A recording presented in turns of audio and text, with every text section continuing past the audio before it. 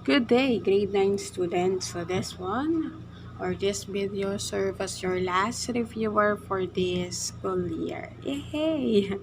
Alright. So we have two topics na cover ng ating examination. So that will be the 6 trigonometric ratios. Right, which is under nun is yung co-function identities and yung paghanap when A, B, or C is missing, then get the 6 trigonometric ratio. And last is yung trigonometric ratio on special angles, which is dapat lahat kayo ay may formula before you begin and take your examination. Alright? So, sa mga hindi pa po nagpapasa, pa-shout out po. Alright. So, let's discuss. So, we're going to discuss the 6 trigonometric ratio, namely the sine, cosine, tangent, cosecant, secant, and even cotangent. Alright. So, cotangent.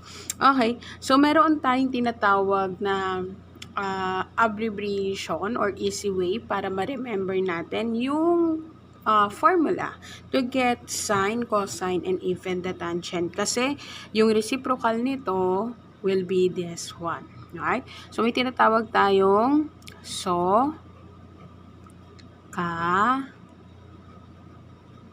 towa. So, this one is the abbreviation na pwede natin gamitin in order for us to remind yung ating formula when finding sine, cosine, and even tangent. So, sa sine, so this one, so sine, S stand for S, then O stand for opposite over hypotenuse. So, this is how we're going to get, okay, sine. Next is sika, alright, where C is stand for cosine. So, A stand for adjacent over hypotenuse. Alright, and TOA T stands for tan, then O stand for opposite over adjacent. Alright. So, para makuha naman natin si cosecant, secant, and tangent, that is reciprocal lang, okay, ni sine, cosine, and even ni tan. So, sine, reciprocal niya ay si cosecant. So, over hypotenuse, okay. So, mauna muna si hypotenuse over opposite. Kabaliktaran lang yan. As well as si secant kay cosine. So, mauna muna si hypotenuse over adjacent. And lastly, kabaliktaran ni tangent, si cotangent. So, that is adjacent over opposite. Alright? So, ayan po yung tawag dito, formula. Okay? To find the 6 trigonometric ratio. So, magagamit po natin to, especially doon pag may missing po sila, pag may missing po si A, B, C, or C, or pag pinapahanap po sa inyo yung 6 trigonometric ratio. So, we have here, okay, punta tayo sa another lesson. So, we have here the co-function identities. So, meron tayong sine is equals to cosine. Then, kabaliktaran lang din po yan. So, pwede po siyang cos is equals to sine. Pag si sine po yung given natin, equals po siya kay cos. Pag si cos, ang given natin, equals naman po siya kay sine. As well as si secant, kay cosecant. So, si cosecant, equal din po siya kay secant. So, yun yung co-function identities. As well as si tangent and cotangent. So, cotangent is equals to tangent. Depende po kung ano yung given na 10. So, this one. So, we have here an example. So, ang gagawin lang natin dyan is yung given na angle, i-subtract lang po natin from 90. So, ang mangyayari po dyan, secant 76, ayan, yun yung given po natin. So, ang gagawin pala natin dyan is, mali. Sorry na po. So, 90 minus 76 degree. And 90 degree minus 76 degree. So, laging kay 90 kasi complementary lang po sila. So, when we say complementary, that is exactly 90 degree. So, ano po yung kabaliktaran ni second? So, ang kabaliktaran ni second ay si cosecant. So, that is cosecant 90 minus 76. So, that is 14. So, the answer is cosecant 14. Alright. Next, secotangent 16. So, ang gagawin lang po natin, okay, so ima-minus lang din po natin, tulad yan. So, 90 minus 16 lang po. 90 degree minus 16. Then, ano yung kabaliktaran ni cot? So, kabaliktaran ni cot ay si tan. Tapos, minus nyo lang po. 90 minus 16. So, that is 74 degree. So, laging may degree po ha. Don't forget the degree. Alright, next. Ano to? So, ang gagawin nyo lang is 38.9 degree minus, 90 muna pala. Alimutan ko na. Alright, so 90 minus 38.9 degree. Tapos, ano yung co-function identity ni sine? So, that is cos. So, cos is equals to, okay, 90 minus, alright, minus 38.9. So, that will be, walang rounding off here ha, 51.1 degree. So, that is the answer po. Okay, so pag nagkaganto naman po, kunyari, this one, cot 787 divided by 32. So, i-divide nyo muna po siya. Get it? The decimal point. So, walang rounding off. Kunin nyo lang po yung second. So, ang lumabas sa akin ay 90 minus 24.59 degree. Ayan. So, this one, ang gagawin natin, ito yung i-subtract natin from 90. Okay. So, you can use calculator naman kung gusto nyo directly na rin na i-minus. 90 minus 787 over 32. Okay, pwede naman. So, ang kabaliktaran ni cot ay si tangent. Alright. So, tangent equals to, ayan. So, ang mangyayari lang is 90 minus, so that will be 65.40 degree. 41, brother. Alright, so yeah. So, pwedeng 41, since one, kaso okay lang naman. Kahit hindi nyo i-round off. Ang 41 lang. Or, 65.41 degree. Pwede naman siya. Okay? So, this one, ito yung pinaka-ano natin. So, ang gagawin nyo lang din dito, so, 90 minus, remain nyo lang po si 35. Ayan, so, remain 35 plus, ano po yung 4 divided by 12. So, that is 0.33. So, plus 0.33. So, kahit 2 points lang po. So, ito po, itong 35, 412 magiging 35.33. So, this one, ayun po ilalagay natin dito. So, mangyayari is 35.33. So, 90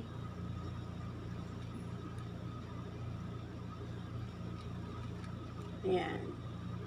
So, that will be 90 minus, ayan, 35.33. So, we get, okay, so second, so ang co-function identity ni second ay si cosecant. So, cosecant, 54.66. So, this will be the answer. Degree. Yan, we forgot the degree. So, that's how to get co-function identities. Alright? Next tayo. Ayan. So, next tayo, this one, ito na po yung inaano ko sa inyo na when A, B, or C is missing, then get the 6 trigonometric ratio. Okay? So, given that A, ayan, medyo malabo. given that A is 8, B is 8, C, what will be the C? So using Pythagorean theorem, so we have C squared is equals to A squared plus B squared. So we get the, ayan.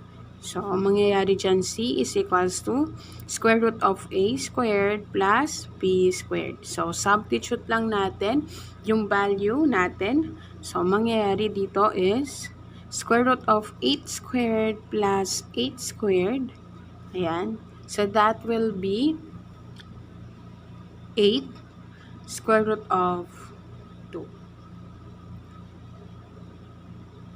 Alright, so letter C natin will be 8 square root of 2. Ayan. Then, we're going to find angle A.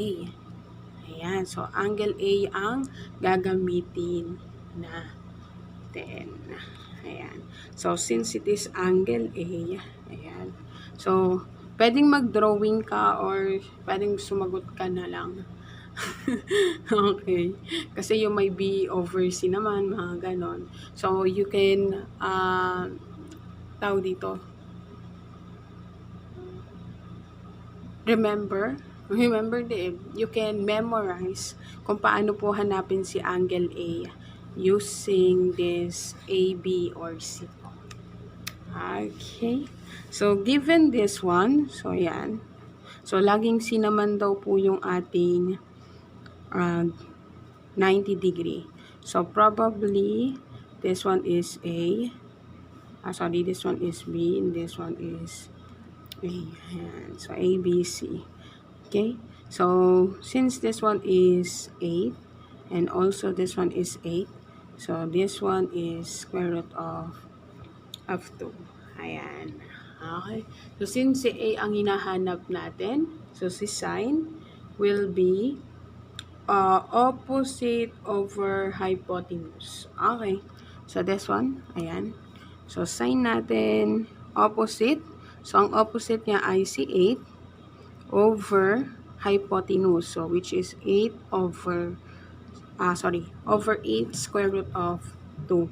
So, kung mapapansin nyo, meron tayong radicand here. So, ang usapan po natin, once na may nakita kayong radicand dyan sa denominator, kailangan natin siyang i-rationalize. So, kailangan po natin i-multiply both the numerator and denominator by square root of 2.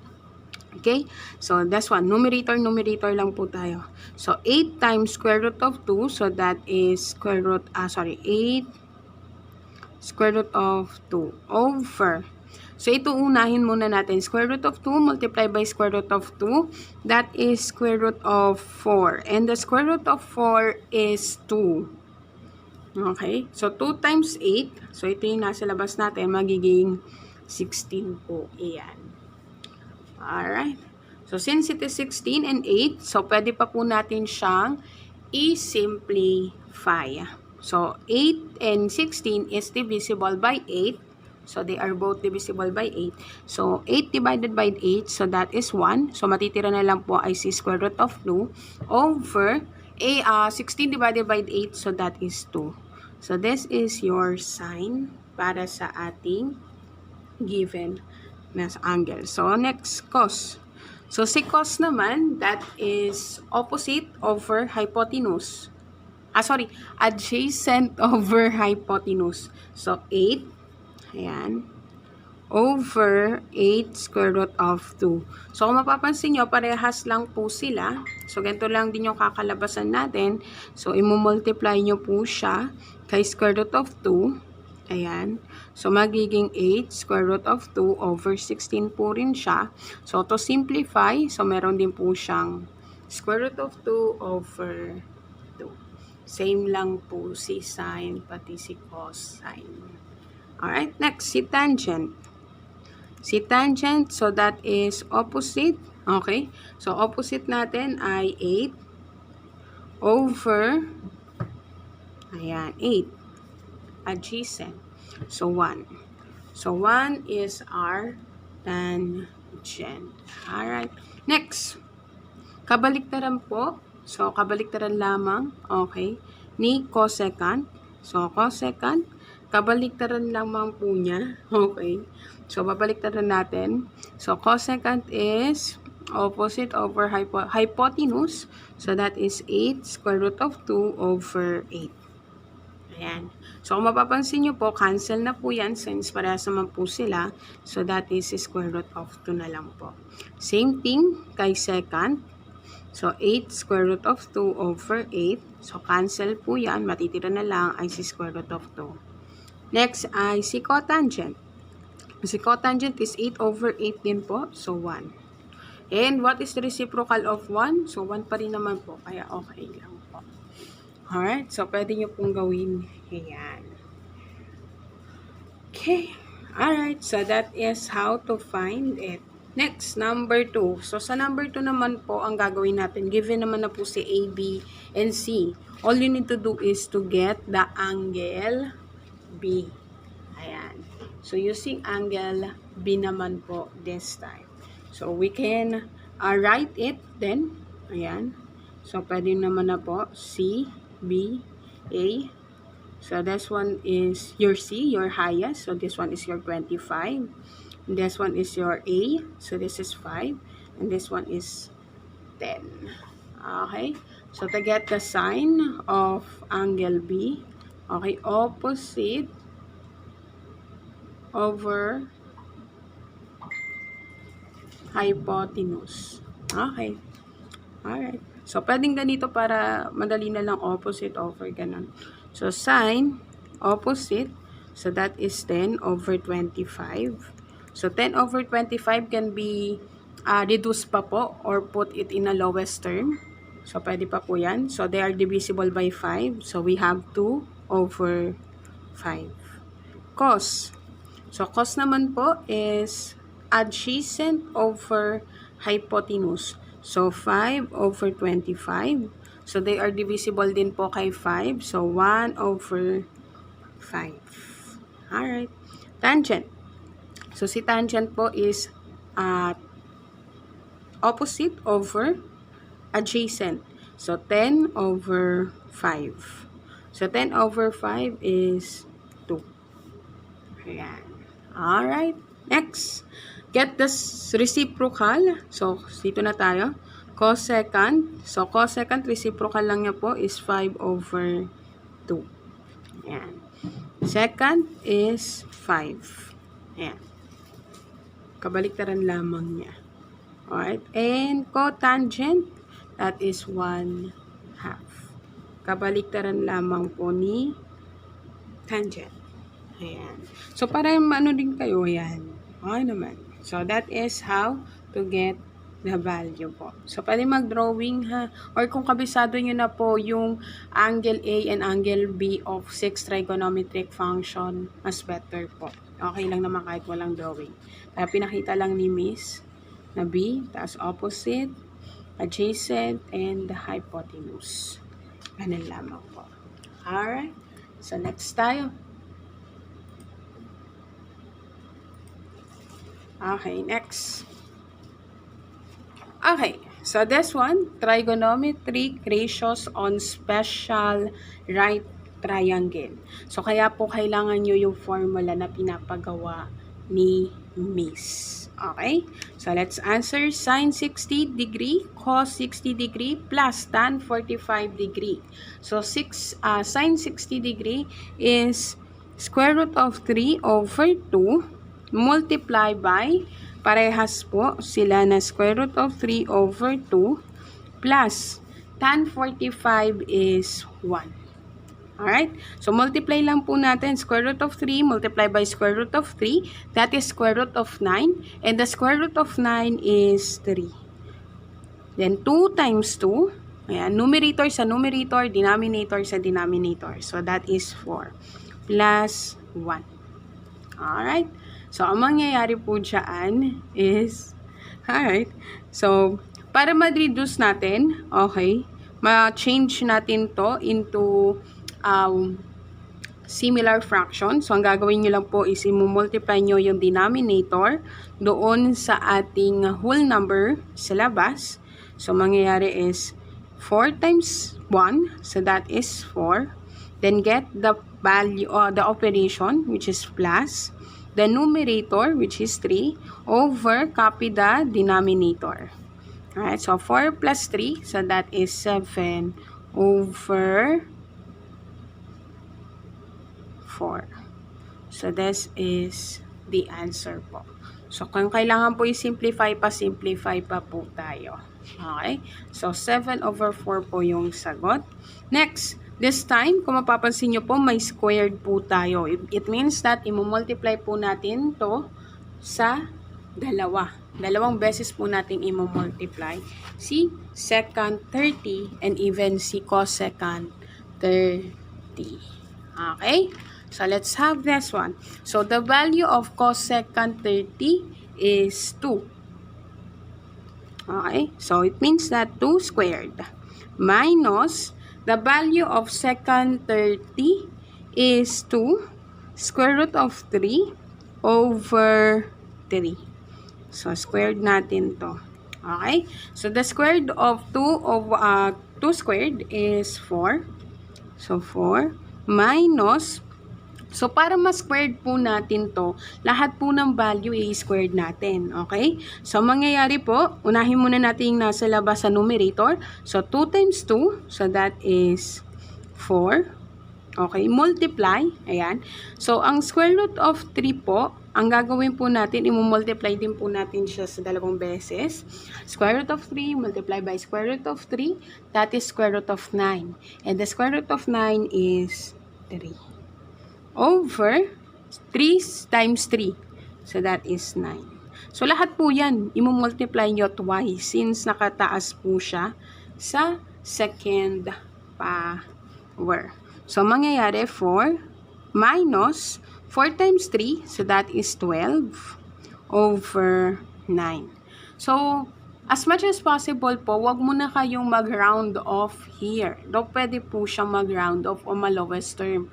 Wag muna po. Kasi hindi pa naman po ito yung final answer. Sa final answer, doon na lang po kayo mag-round off. Kung pwede lang. O mag-lowest term pa. Okay? So, ang gagawin natin, katulad ng ginawa natin sa number 1, i-multiply natin yung denominator kay 4. So, 9 times 4, so that is 36, minus, get the operation, the numerator, which is 12, over copy 9. So, mangyayari dito, ayan, 36 minus 12, so that is 24, over 9. And 24 and over 9, they are divisible by 3. So, pwede nating i-divide both numerator and denominator by 3. So, 24 divided by 3, so that is 8. Over 9 divided by 3, so that is 3. So, the answer is this one. Alright, so 8 over 3. Next. So, this one. Alright? So, kung mapapansin nyo, may FOIL method po tayong gagamitin here. So, unahin natin si first term. Ayan. So, 1 times 1, so that is 1. Okay? Then, ano bang value ni tan? Sorry, lagay muna natin pala yung value ni tan. Plus, ang tan 60 naman po ay, ang value ni tan 60 ay, wait. Wala akong value ni tan 60. Okay, square root of 3. Alright, so copy lang natin 1 minus square root of 3 naman. Ayan. So this time, first term muna tayo. So first term, so that is 1 times 1. So that is 1. Ayan. Next is outer term. So 1 times square root of 3. So that is plus, may negative pala. Alright, so that is negative square root of 3. So, any number multiply by square root or kahit anong number, yung pa rin naman po yung kakalabasan. Next, inner. 1 times square root of 3, so that is positive square root of 3. Then, last term. So, negative, kasi positive, multiply by negative. So, square root of 3, multiply by square root of 3, that is square root of 9. And the square root of 9 is 3. Okay? So, mapapansin nyo, parehas po si square root of 3 here. Tapos, magkaiba po sila ng sign. So, cancel out. Ang matitira na lang po is 1 minus 3. So, that is negative 2. Alright? So, isa pa pong life hack. Ayan, para sa Matthew. Ayan. Sa Matthew, sana nanonood kayo. Okay? So, pwede pong gawin natin dito. Since makakancel naman po natin, okay, di ba, we use FOIL method. Since makakancel naman po natin si outer and si inner, all you need to do is to multiply the first term and even the last term. So, ang first term natin here ay 1 times 1. Kaya po magiging 1.